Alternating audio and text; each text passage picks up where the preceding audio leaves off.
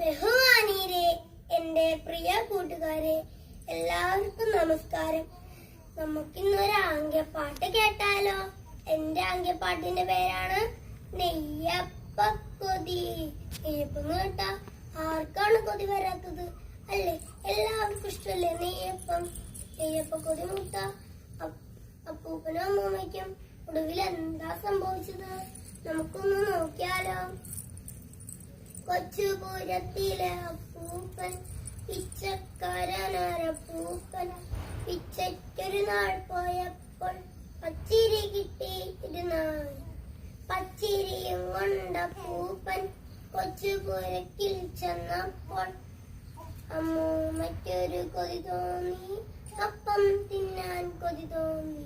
പച്ചിരി വേഗം കൊത്തിയിട്ട് ശർക്കര ചേർത്ത് കലക്കിയിട്ട് ചുടു പറക്കുന്നു.